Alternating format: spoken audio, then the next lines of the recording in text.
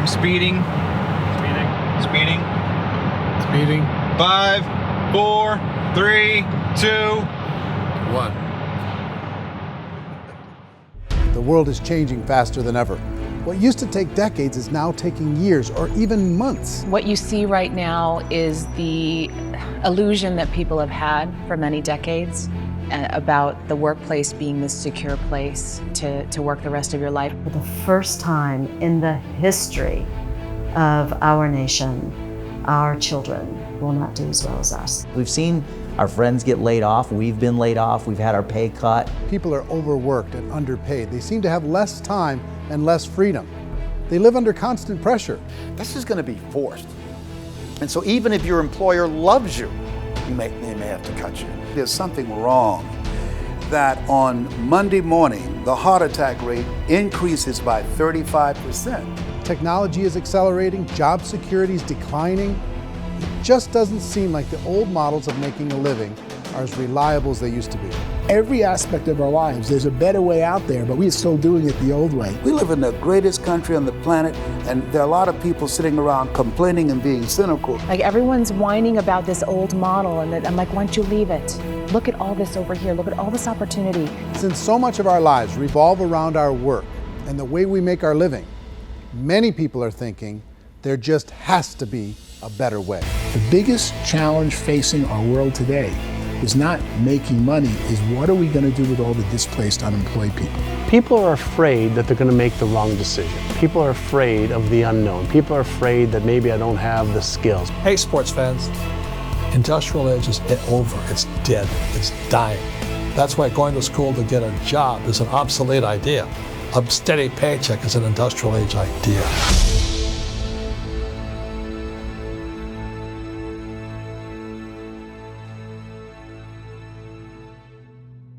It's the search for answers that has brought us here together today. My name is Eric Worre, and for almost 30 years I've been an entrepreneur, struggling at times, but ultimately succeeding.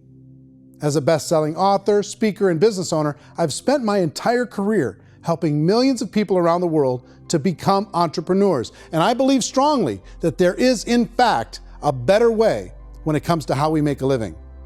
The career landscape has changed dramatically, and many are still working in a model that is completely out of date. What worked for previous generations isn't working as well for people today. In this film, we're going to explore 3 important questions. First, what's really going on in our working world today? Second, in this new economy, is it better to become an entrepreneur, or is it safer to work for someone else? And third, if a person decides to become an entrepreneur and start their own business, how can they do it without taking on massive risk? To help in this journey, I've brought together some of the greatest experts and thought leaders in the field of entrepreneurship to share the real facts with you. My intention is to give you new information that will allow you to make choices that are not limited by an old, outdated model. Let's start by understanding what's going on in our working world today.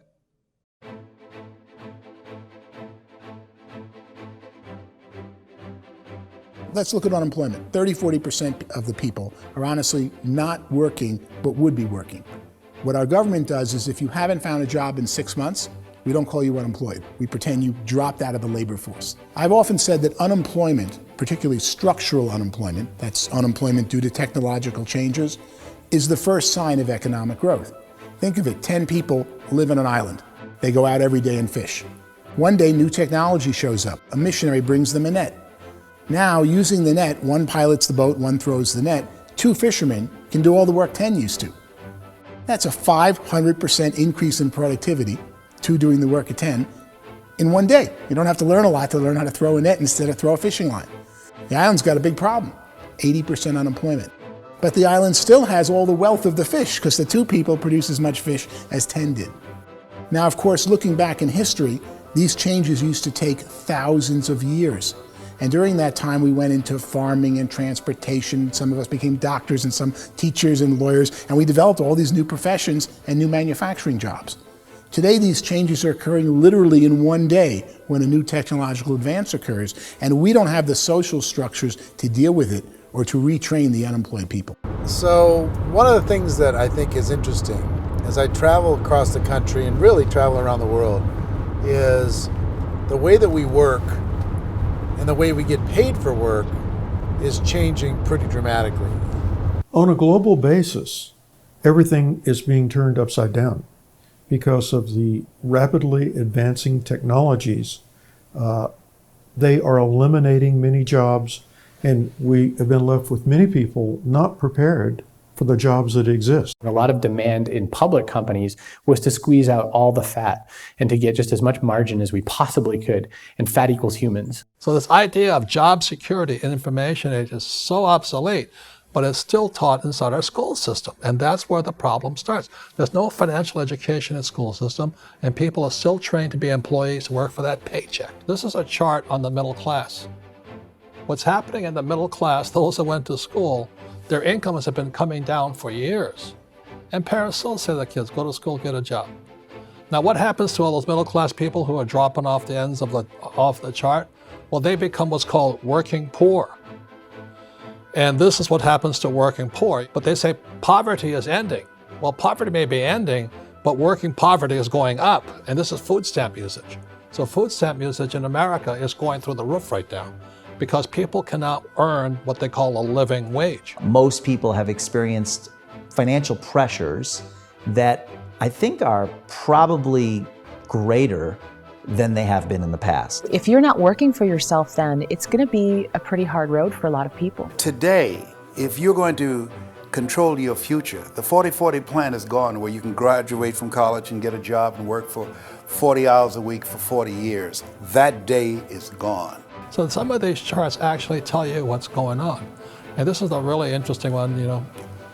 People are going back to school because if I go back to school, I'll get a nice job. But this is what's happening to, it's called Sallie Mae, which is the student loan guys. Student loan is going through the roof. It's now over $1 trillion, and student loan debt is worse than credit card debt.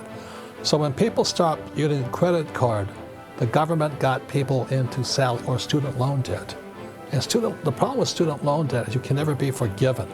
See, with credit card debt, you can declare bankruptcy and then all's forgiven. But student loan debt, you can declare bankruptcy, you still owe it. It's the worst of all debt. But this is the next picture. Look at this chart here. This is what's happening to wages of college graduates. It's going down. So you go to college, you rack up all this debt, but you earn less money. Now, that's not that intelligent. Average person who's been working a lifetime in America today is ending their lifetime at 65 with about $41,000 in assets. They earned just enough to survive. I think in the United States we have something like 17 trillion in debt. That's just the federal government debt. We got another 2 in municipal and in other, let's call it almost 20 trillion government. We've got 40 trillion in private debt. That comes up to close to 60 trillion. When you then add something we never had before, what you were talking about, when we look at the unfunded portion of Social Security and primarily Medicare, Medicaid, that at the most conservative estimates from outside firms, Kleiner Perkins, 67 trillion and growing. That's more than all our other debt. There's less conservative estimates that say it's 84 trillion or higher. I added up conservatively $127 trillion in total debt. Debt is a financial drug. When you take it to excess, it's like taking a drug. Yeah, it makes you feel better, it enhances your performance, but at a huge cost, eventually it kills you. And so that's what happens. We keep doing more and more debt, and you get less and less results, just like a drug, until the debt gets so high that it crushes the whole system. That's where we're at, 8.2 times GDP. You know who I feel sorry for? I feel sorry for the person who dreads going to work, who is sick to their stomach on Monday morning, who hates their alarm clock, who gets a little glimmer of hope on a Wednesday because it's hump day and says, thank God it's Friday. And they live for those 2 days a week where they get to be themselves and they don't have to be around people they don't like, and they don't have to play the political game in the office, and they don't have to live this half life.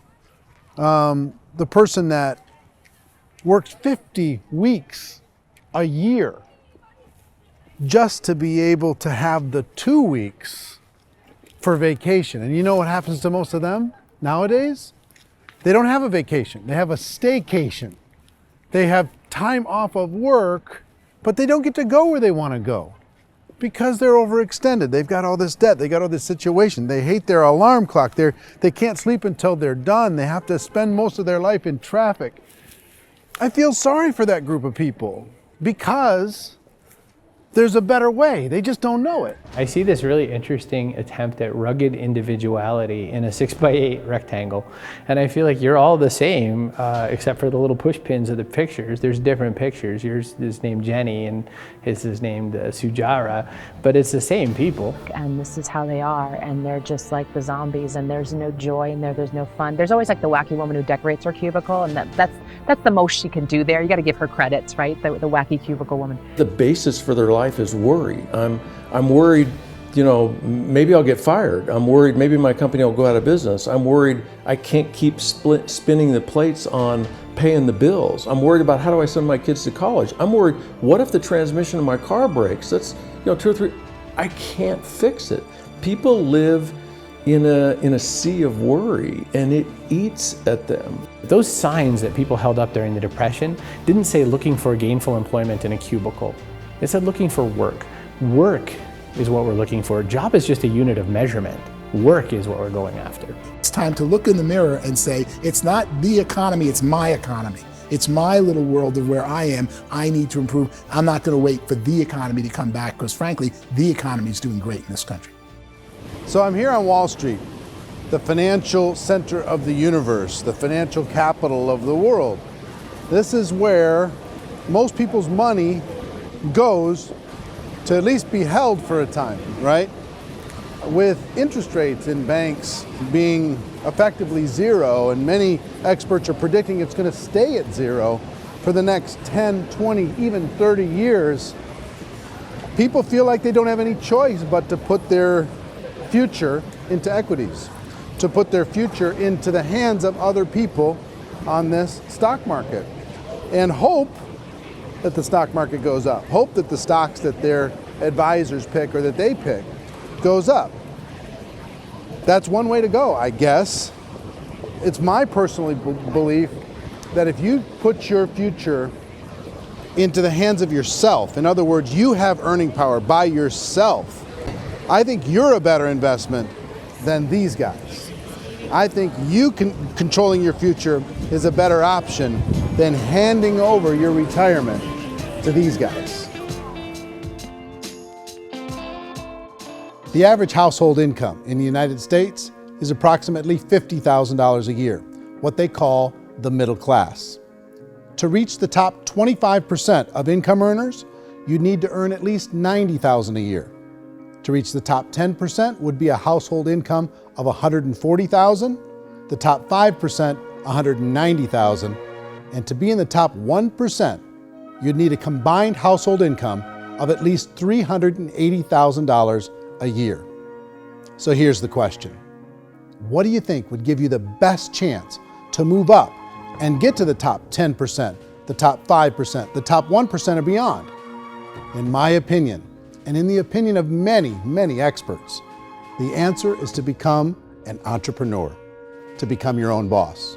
I think you have to be a business owner. I can't, the only time I ever say to someone it'd be great to be an employee is when they've already told me they've surrendered. I only tell people who are wounded spiritually that they should be an employee. And it's that feeling that you get when you pick up the backpack off the little Cub Scout and say, "Don't worry, little guy, we'll get you back to the camp." You know, it is in no way a kindness when I tell someone they'd be a great employee. The other status symbol really increasingly is lifestyle. I mean, people can own their own business, maybe even work out of their house. That, I tell you, people admire that. Like, gosh, I wish I could do that. The spirit of the entrepreneur is to be a risk taker and to be resourceful and unstoppable and to have a vision of yourself beyond where you are and not willing to settle for life as it is. Think about the great entrepreneurs. They're visionary. They have heart. They're willing to do today what others won't so they can do tomorrow what others can't. Personally, I don't think of the new economy, the old economy. I create my own economy. The entrepreneur's in control. I decide what the economy is going to be like. In the world of entrepreneurship, there are no limits. You can make as much as you want, depending on how much you want to work and how smart you are and how great a team you put together. There's no more lifetime rewarding business than being an entrepreneur. Why in America, where anyone could be anything, would people want to give up their freedom and become effectively a modern-day slave, told shut up and be here every morning at 7:30, leave at 5:30, and do what I tell you? If people decide to become an entrepreneur and work for themselves, they have some traditional options, but they're riskier than you might think. Any kind of a retail business, retail build-outs, is extremely expensive.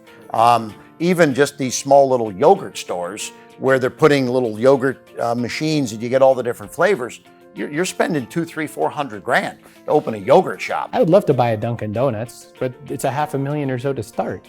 I don't quite have that just in case money. Risk you can lose it all, and most guys do 2 or 3 times, and even big guys like Branson, because I'm such a fan of his, half his companies don't work. If you make $1 million, your problems are gonna go. If you make $1 billion, your problem's really gonna go. Just the opposite. You and I know when you're making $1 million, you get $1 million responsibilities. You make $1 billion, you got 1,000 times $1 million responsibilities. And most people say, I'd love to be my own boss. 70% of Americans would love to be their own boss, according to recent polls. But they don't know how to get there. Because what are you gonna do?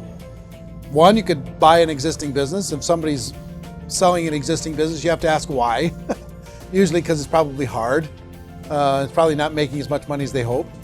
2, they could buy a franchise, a little less risk, proven system, but it's expensive to be able to do that. 3, they could start something from scratch. And that's where a lot of people feel like, I don't have the chops to do it. I don't have the money, I don't have the product idea, I don't have the expertise, I don't have whatever it's gonna take to be able to get there, and I can't risk my family to do it. So, 4th, they could become an investor. A lot of people in this town invest to try and figure out a way, but you got to be pretty smart with that game too, right? Venture capitalists, who are the very best and most sophisticated in investing in new breakthrough businesses, make it on 1 out of 11. That means 10 out of 11 are mediocre or fail. Most of them fail. That's the risk there. An angel investor is lucky to get 1 out of 15 or 20. A business is a team sport. Like, I have to have accountants, I have to have engineers, I have to have systems designers, I have to have sales, marketing, I have to have accounting, I have to have mission statements, I have to have legal and all that. The average Joe Schmo, even me, I go out there, I don't have the skills to put a business together. I think the bottom line for the 4 traditional options is they take money, sometimes a lot of it. They take expertise, and they take time. All of that adds up to just too much risk for most people. I bought a business from somebody else and it was a lot of work. And you start wondering, what did I just buy? Because I guess ultimately I own your email list and I just overpaid for it. People that start their own business, they spend a lot of money, they spend a lot of time, a lot of effort to get things started.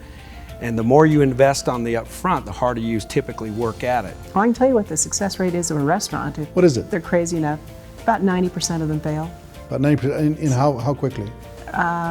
Year less. Wow. And if we're talking non-franchise, we're talking franchise, Sure. That's totally different. Yeah. But our students aren't getting franchise restaurants. You gotta invest big money. Exactly. And with someone like McDonald's, you've had to work with the company for a long period of time, really know the To even have a business. chance at investing $1 million. Have a chance, and it's a slim chance. What if there was a way that you had all the proven aspects, the comfort aspects, and you could still control your own life?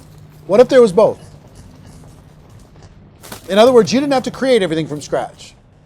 You didn't have to be a super leader. All you had to do, what if there was a proven product already? You didn't have to create the product. And there's a proven system already, proven training already. Everything except an employer. That was the only thing that you didn't have. Do you think more people would be open to working for themselves in that environment?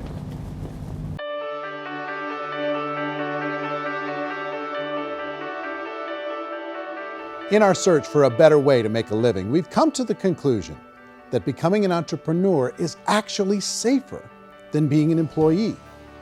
And through our look at the entrepreneurial options, one particular path kept coming up from expert after expert. And I think most people will find it surprising because it's certainly a non-traditional business model. That model is for people to start their own business and become an entrepreneur through the creation of a network marketing business.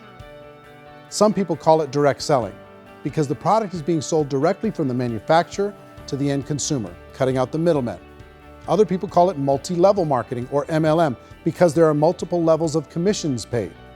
The most common term today is network marketing, because network marketing best describes using a large group of independent distributors, independent entrepreneurs, to move a product or service more efficiently. So my friend here, Donald Trump, and I, we always write about the network marketing industry. And the reason we support the network marketing industry is because it really is a business school for entrepreneurs.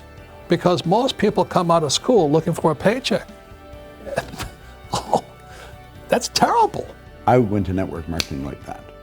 I think if it didn't exist, we should invent it. It is that good. I think direct selling is a great way to do business today. It's very easy to get into that industry, and you can be self-employed, be in effect an entrepreneur. When we see multi-billionaires adding network marketing companies to their portfolio of companies, that would be a clue. When we see people who are very famous authors and very famous business people endorsing the industry, that would be a clue.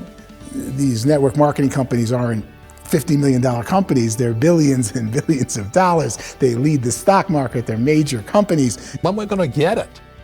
You know, and you're going to school to work for a paycheck, but if you want to be rich, be an entrepreneur, and network marketing gives you the spirit to be an entrepreneur. A traditional company will spend up to 50% of their total revenue on marketing. Network marketing companies use a different approach. Instead of having all that extensive marketing expense, they utilize a network of independent distributors to do the marketing for them. Now, why do they do this?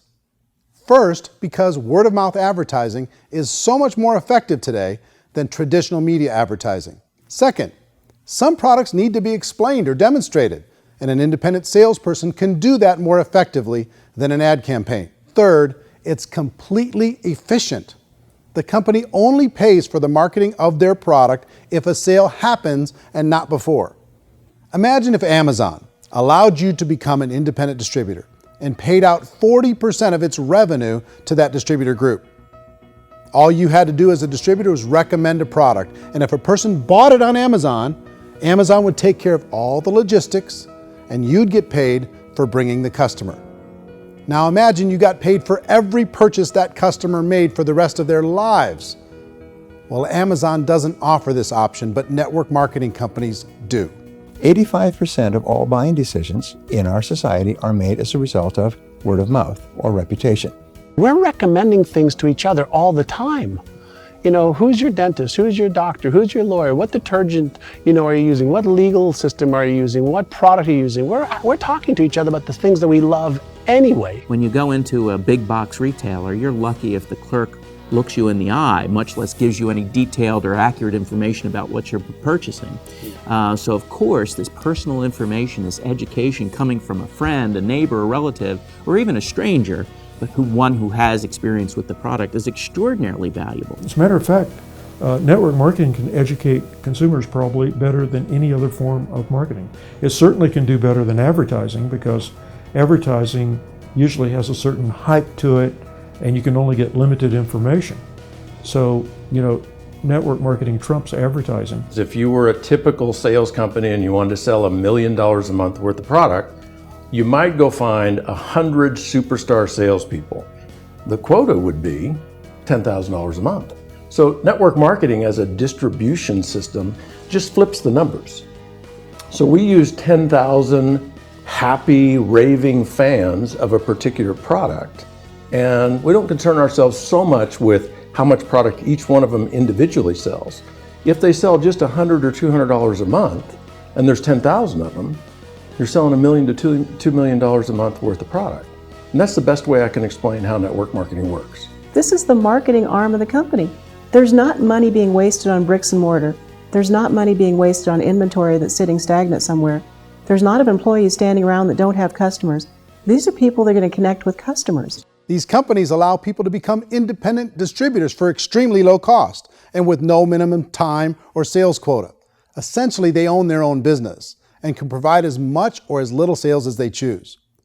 In other words, the distributor gets all the benefits of traditional business ownership without the risk. The advantage of network marketing is the ease of entry, the low risk, and the low startup cost, because almost everything else has very high risk. You can get in for a minimal investment. You're buying into a system that's already been proven, products or services that have been proven to work. The keys to network marketing is providing an opportunity for the masses to get involved, providing an opportunity for the average person who doesn't have the resources to start their own business.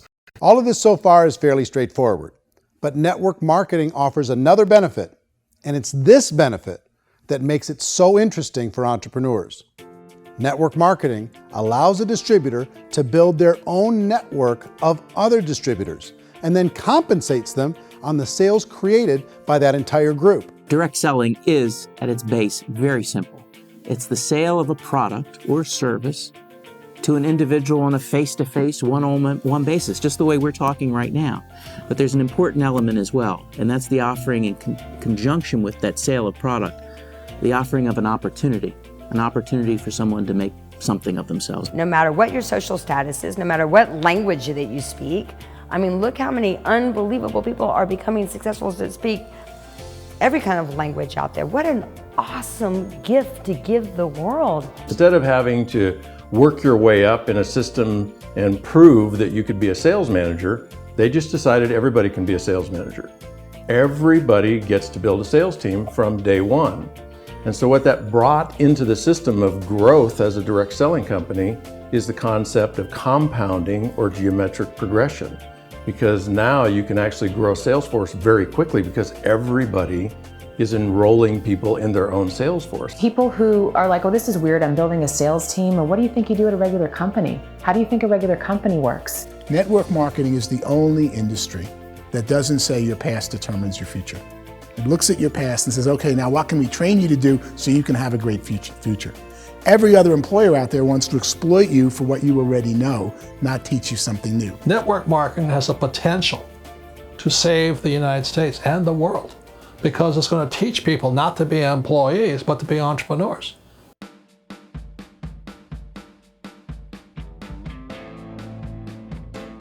According to the Direct Selling Association, if you add up all the network marketing companies around the world, they combine to do over $178 billion a year in retail sales. To give you an idea of how big that really is, the NFL, the National Football League, does approximately $9 billion a year. The music industry does a little more than $16 billion a year, and the movie industry does about $80 billion a year. Using a conservative average, network marketing companies pay their distributors about 40% of that $178 billion in the form of commissions, which adds up to more than $71 billion a year. That's almost $6 billion a month. It's almost $200 million in commissions every single day. So it's certainly working, and people are making serious money in network marketing. With the growth of the direct selling industry over the last 10, 15, 20 years, we've seen a broader understanding of the channel. We have seen more and more people getting involved in the business, so our penetration in the marketplace has increased, and thus the understanding in the marketplace of who we are has increased. And we've seen non-direct selling companies look at the direct selling model and say, something's going on there. People are making money, companies are being profitable, individuals are being motivated, product is being delivered to market. Maybe we should explore this. Some people think only the people at the top make money. Well, let's take a look at that as well. In the network marketing profession, there are roughly 500 people in the world who earn over $1 million a year. If you round that number up to $2 million a year, that adds up to about $1 billion a year. That takes the $71 billion paid out each year down to $70 billion. So where does the rest of the money go? The vast majority goes to part-time people making anywhere from a few $100s a month to many thousands of dollars a month. It goes to people who choose to make it a full-time career move and earning even more than that. Every day, people are using the money they earn through network marketing to pay off debt, have more fun, and improve the quality of their lives. Everyone I know in network marketing has been doing that since the 50s. They go to work when they want to go to work. They stop working when they want to take time with their children to have a leisurely breakfast and discuss issues and drive them to school. They go back to work when they get home or wherever they're working out of. The biggest thing that I've seen is people that have become much happier in their life. MLM has probably made more millionaires of more people in more countries, and I've spoken to them in 67 countries, than any other single form of business, starting from nothing. If they have a choice between working a job for the next 10 years or working a network marketing business for the next 10 years, the result of working the network marketing business will be better.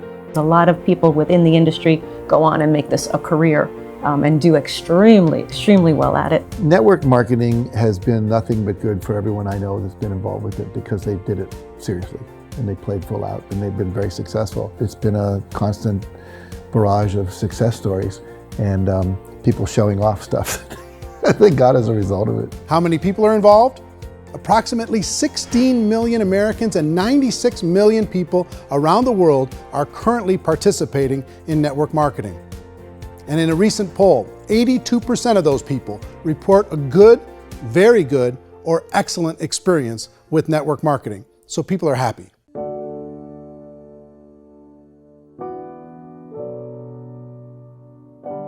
So I've taken a look at the network marketing profession and really tried to understand why so many people are confused as to the validity of this as a business. One is this pyramid shape. People get really messed up with this pyramid. Oh, it's one of those pyramid things. So I just think there are a lot of haters out there who really don't understand the industry and say, oh, it's a get-rich-quick scheme. It's a pyramid. Well, corporate America is a pyramid scheme. You know what I mean? It goes like this. You have thousands of MBAs, let's say working for Ford or General Motors or Coca-Cola. If all these MBAs are all trying to get to here, that's a pyramid. Only one guy is going to make it. Every 10 years, one's going to make it. Whereas you look at network marketing, it's like this. So you're here and your job is to develop other CEOs coming up behind you. So it's an inverse pyramid. In network marketing, it's a very simple concept. If you sell product, you get paid. It is paid based on production. There is no first mover's advantage. There is no investment component where the more somebody spends, the more they're entitled to make. So the two are polar opposites of each other. It doesn't matter what shape the company is or the compensation plan is shaped, whether it's a circle or a pyramid or a triangle or a trapezoid, it doesn't matter. If compensation is coming primarily from recruitment, then you've got a problem. On the other hand, if an operation is basing their compensation to participants on the basis of sales, even when those sales are generated by people you've recruited, well, then you're a perfectly legitimate enterprise. That's the legal test, it's the practical test. Another issue that's been true in the past that is no longer true now is people used to be in network marketing loaded up with products that they couldn't sell and they ended up a loser. They ended up with a bunch of product in their garage, they ended up with a bunch of products sitting in their kitchen shelves or whatever, and they thought they could sell it and then they weren't willing to or able to sell it and they ended up with a bunch of stuff and they were bitter about it. There was this thing called front loading where you had to buy if you bought $25,000 worth of product, you got better commissions and all this. Today, it's almost all done by computer. It's direct mail comes from a warehouse somewhere else. You don't have to have all this inventory. You don't have to stock up. It's a paperless world now. Most of it's done online. You have a back office. It really works. And the technology has changed everything. Third issue is people start talking about 99% of people in network marketing don't make any money. Well, we've talked about that over the course of this journey together. Almost $200 million a day is being paid out to network marketing distributors around the world. The naysayers, the people who say that it doesn't work, are usually the ones who just don't know how to make it work for themselves. And so they're giving you an opinion, and I tell people, don't confuse people's opinions with expertise, because opinions are free. And don't confuse sincerity with the truth, because people could be sincerely wrong. But here's the reality inside of network marketing. The vast majority of people that get involved in network marketing just become customers and they get involved to be able to purchase product at a lower price. If you take Costco as an example, if a person goes into Costco and gets a membership to Costco so they can get a lower price on the product, we don't call that person a loser because they have a bunch of product that they walked out with a smile on their face. Yet when some people want to take a look at network marketing, they say, well, those people, they're just using the product and they aren't earning an income, so they must be a loser. They're not a loser, they're a happy customer. That's the vast majority of people that are involved in network marketing. Now, a smaller percentage of those people decide to go build a business. They earn $300 a month, $500 a month, $1,000, $2,000. That's the bulk of earnings in network marketing. And then there's the few that really decide to take it serious, really decide to build a large network, really work to make that network very, very productive. And those people make huge amounts of money and there's no cap. What I do as an outside economist, just somebody looking at this industry like any other industry I speak and say, look, what's the realities of this? 1% do incredibly well.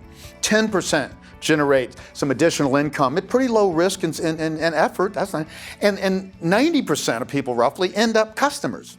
One thing that I think is real when it comes to people's perceptions about network marketing is people put this, and distributors, I think, involved in network marketing have some responsibility for this. They have sometimes unrealistic claims about the product or about the income. Most people who become distributors, they want the money, they want to be successful, but they don't have the skills. They don't know what to do. And when people don't know what to do and they're in a new business, they're scared. And when they're scared, they panic and desperation kind of sets in. So they think everyone they talk to has to get in. So if I talk to you and you say, well, no, I don't have time to do that, they're like, no, I need you. You have to do this or I won't be successful. So I start clawing on you. I start that desperation. So then I start making claims about the product, which are not appropriate, probably not even true. Or I start saying, oh, let me show you how you can make all this money and you don't have to do anything, Eric. And so you just totally misrepresent the opportunity, and you're clingy with people because you think you need everybody to be successful, and you don't. You know, one of the messages that I try to deliver most forcefully to companies as well as salespeople in direct selling is that you don't have to overpromise. The reality is in network marketing, there's a lot of hard work involved. There's a lot of effort. You're going to have to develop yourself. It's a business like anything else. It's going to take some time, but in my opinion, it's better.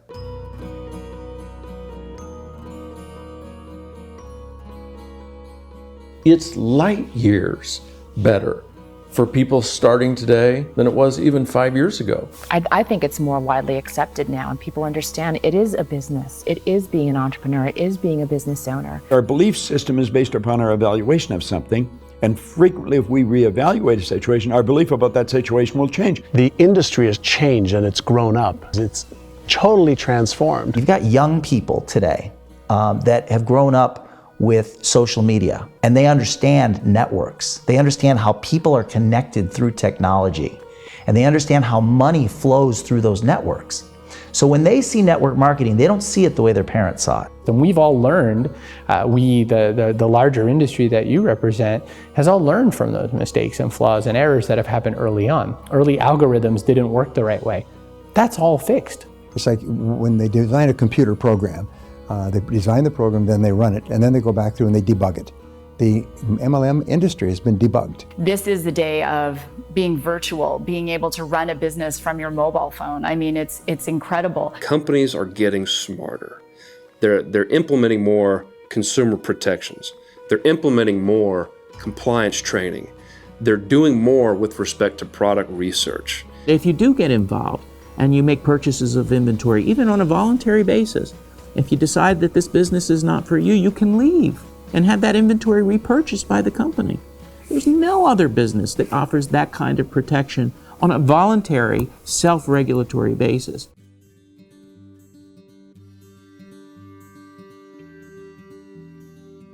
If you decide to look further into a network marketing business in order to generate more cash flow for your family, I would recommend reviewing the following 4 elements.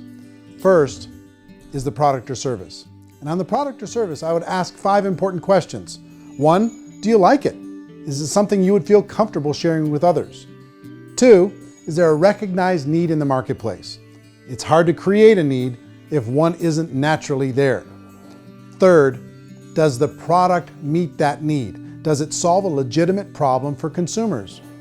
And 4th, is it priced to sell? Can it compete in the marketplace? And 5th, is it priced for profit? Is there enough margin for the company and the distributor to be able to generate income for the long term? If you can answer the questions on the product to your satisfaction, the next element to consider is the company itself. Is it well run? Do you believe in the founders or the management team? Do you feel they have what it takes to go all the way? See, it doesn't matter how good the product is if the management can't take care of the company. Good management can change with the times. They can handle adversity. They can make good decisions. Make sure you choose a company that can serve you for a long time. The third element to consider is the compensation plan. And with that, there are 3 important things to look at. First, a brand new person needs to be able to generate some money fairly quickly. It may be an obvious reason, but you can probably imagine the ripple effect of a distributor getting involved and having even a small victory fast. That can only help with the overall success of the organization. Second, a person should be able to develop a moderate part-time income in a reasonable period of time. As they develop their network and as their sales grow, they should be able to enjoy more benefits. And third, for the people who are really serious, for those who decide to really go pro in the network marketing profession, there should be the possibility to make a serious full-time income if they work hard and are committed to developing their skills. If you're comfortable with the product, the company, and the compensation plan, the last thing you should look at is the support that will be made available to you. Does the company have a website? Does it have a solid online reporting tool? Do they have comprehensive training available? Do they host events to help you build your business? If you decide to do this, what kind of a support system can you plug into? Choosing a network marketing company is a personal decision. But evaluating the 4 elements of product, company, compensation plan, and support is a great place to start. Is the company promising that you're going to get rich quick or that you can make a lot of money without a lot of effort? That's a red flag. Is there a product that you really believe in that you think can be sold? Or are you being told by salespeople or the person who's trying to recruit you or by the company itself that don't worry about the product, all you have to do is recruit other people into the business? Red flag, warning sign. If you're hearing that, take a second or even a third look. Get to know the customers, the products, the business, have some success, and see where the opportunities might take you to move up in the organization. You want to find out how concerned are they about my education, my training, and my development? Is there a space for me to grow?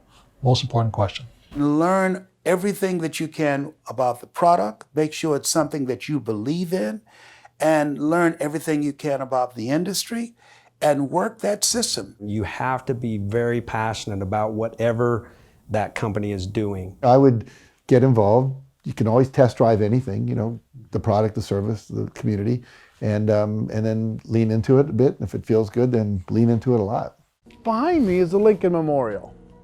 And this is a place where Martin Luther King Jr. had his famous "I Have a Dream" speech.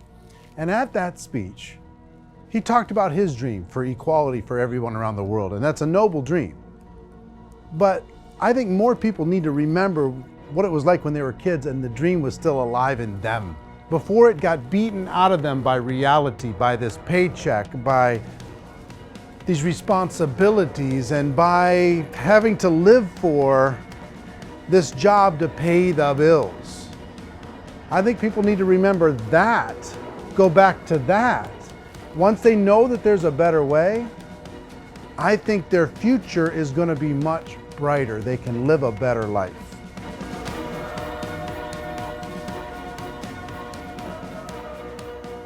So if you're considering getting involved in a network marketing company, let me offer you just a few pieces of advice.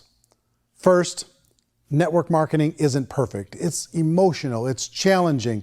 Like any entrepreneurial venture, it can have its up days and its down days. But if you have an entrepreneurial bone in your body, it's just better. Second, if you're gonna do it, decide to be professional. Decide to go pro. It's better to do that than just be this amateur sticking your toe in the water. Third, as any professional, you're gonna have to learn some new skills. And I promise you, inside of the network marketing profession, they're not too difficult to learn. Fourth, like anything worthwhile, it's gonna take some time. Don't expect that you're gonna get to the finish line right out of the gate. And fifth, it's worth it. It's worth it to be able to take charge of your life again. It's worth it to be able to control your own financial situation. It's worth it for the people you're going to be able to spend time with. It's worth it for the things you're going to be able to see and the experiences you're going to be able to experience. It's worth it for the causes you're going to be able to contribute to, the lives you're going to be able to touch, the customers you're going to be able to help, the friendships you're going to be able to develop. I promise you, it's worth it. Remember, most people are searching for answers just like you are. But I do have to tell you the catch to network marketing. If there is a catch, if you want to understand this from an emotional point of view, people say, well, it sounds too good to be true. It's not, it's hard work. But here's the catch. Most people still don't understand it. So you're going to have to endure the loss of social esteem from ignorant people. The uneducated will think less of you. Now, if you can handle that, you're on your way. If that's going to destroy you, you know what? Entrepreneurship in general probably isn't in your future. If you can face that catch, you can become unstoppable. I want everyone to really contemplate this if they're not in network marketing. You're in a job, you probably have a mortgage, you have rent, you have debt, whatever's going on. You're in a prison. You work just hard enough to keep them from firing you, and they pay you just enough to keep you from quitting. Come on! I've been there, done that, and bought that t-shirt. In network marketing, if you run into failure, it's really just a homework lesson for yourself. There's no one to blame. You really have no excuse not to be successful. You just don't. People don't want to hear that, but there's so much available to you. If you want to be a good network marketer, be a student to the people above you, be a fellow traveler to the people on the same level, and be a teacher to those below, and know when it's appropriate to do which. People who are not afraid of asking people to buy things, or not afraid of persuading people with a chance they may say no, these people own the future. Nothing happens until something moves. So you got to go move, you got to go do something, or nothing's going to change in your life. In the beginning, you're going to do a lot of things that you don't get paid for. But as you go down the road, you get paid for a lot of things that you don't do. And your job is rehabilitate the spirit, the entrepreneur spirit in all of us. Get it back. Either give it a strong yes or a strong no, but no wishy-washy, dilly-dally stuff in the middle.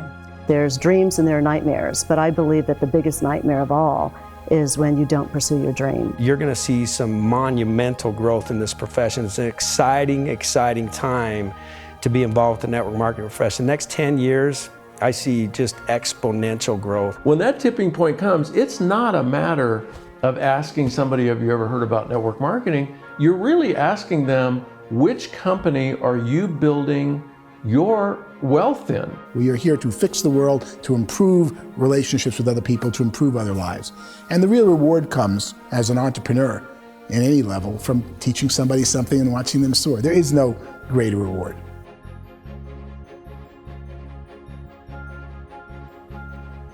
Life's too short to spend it living someone else's dream instead of your own. It's too short to spend it living at a fraction of your potential. Can being an entrepreneur be a challenge at times? Sure. But here's what you get in exchange. It can be yours. Something that you built, something that you created, something that you made happen. This balloon represents your dream. It represents entrepreneurship. My wish for all of you is that you would reach out and grab it. The choice is up to you.